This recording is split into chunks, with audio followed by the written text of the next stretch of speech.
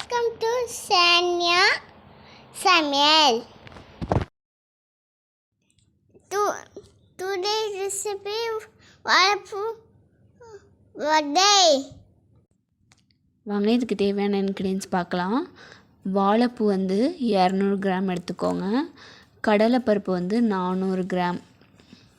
அப்புறம் வந்து பார்த்திங்கன்னா பெரிய வெங்காயம் அது வந்து 1. சோம்பு வந்து 2 டேபிள் ஸ்பூன் போட்டுக்கோங்க. மஞ்சத்தூள் அது வந்து ஒரு 1/2 டேபிள் ஸ்பூன். உப்பு உங்களுக்கு தேவையான அளவு நீங்கள் எடுத்துக்கோங்க. வரமிளகா அதுவும் பார்த்திங்கன்னா காரத்துக்கு ஏற்ப நான் வந்து 3லேருந்து 4 எடுத்திருக்கேன். அப்புறம் எண்ணெய் இந்த வடைக்கு தேவையான அளவு எண்ணெய் எடுத்துக்கோங்க. கருவேப்பிலை, கொத்தமல்லி தழை. ஸோ வாங்க எப்படி செய்கிறதுன்னு பார்க்கலாம். இப்போ காட்டுறேன் பாருங்கள். இந்த படியில் தான் நான் வந்துட்டு கடலைப்பருப்பு வந்து 2 உலக்கு, அதாவது இது வந்து 400 கிராம் ஒரு 2 படி எடுத்திருக்கேன்.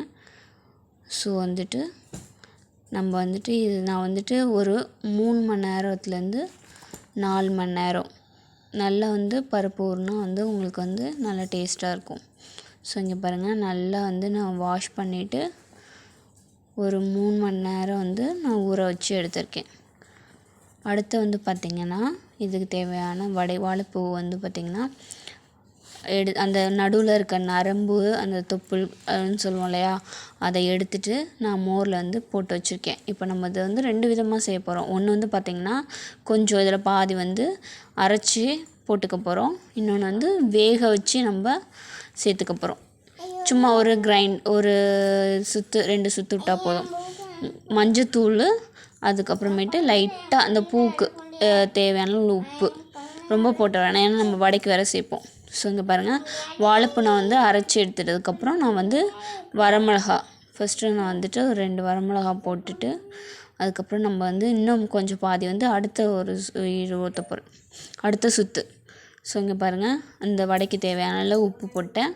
ஏற்கனவே 2 வரமிளகா, அப்புறம் இதில் ஒரு 2 வரமிளகா, சோம்பு.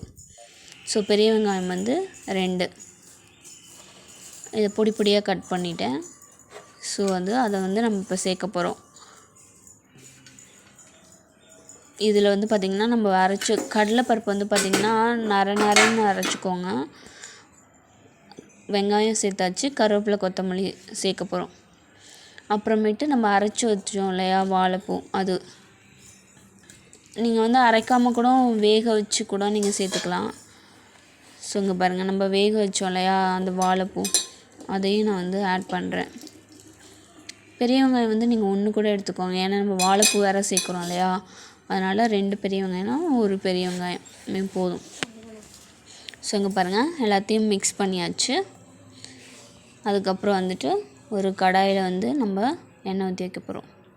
ஸோ இங்கே பாருங்கள், வடைக்கு தேவையான அளவு எண்ணெயும் ஊற்றிட்டோம். எண்ணெய் காஞ்சதுக்கப்புறம் நம்ம இப்போ வந்து வடையை போட்டு எடுக்க போகிறோம். குட்டி குட்டி பால்ஸாக போட்டு நம்ம வந்து பொரித்து எடுக்க போகிறோம். எண்ணெய் சூடு ஏறினதுக்கப்புறம் நான் போடுறேன். இங்கே பாருங்கள், காட்டுறேன் உங்களுக்கு. ஒரு குட்டி உருண்டை சின்ன பாலை எடுத்து உருண்டை பிடிச்சி லைட்டாக ஒரு தட்டு, அவ்வளோதான், ஒரு தட்டி எண்ணெயில் போட்டுற வேண்டியது.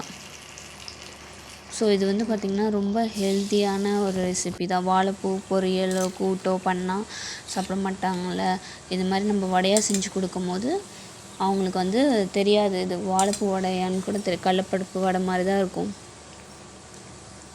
ஸோ வந்து சாப்பிட்ருவாங்க. வாழைப்பூ பிடிக்காதவங்க கூட இது மாதிரி நீங்கள் வந்து இது மாதிரி ஸ்நாக்ஸ் ஈவினிங் டைமில் ஒரு ஸ்நாக்ஸாக செஞ்சு கொடுத்தீங்கன்னா எல்லாத்துக்கும் வந்து ரொம்ப பிடிக்கும்.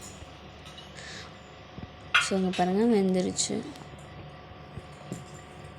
காட்டுறேன் பாருங்கள்.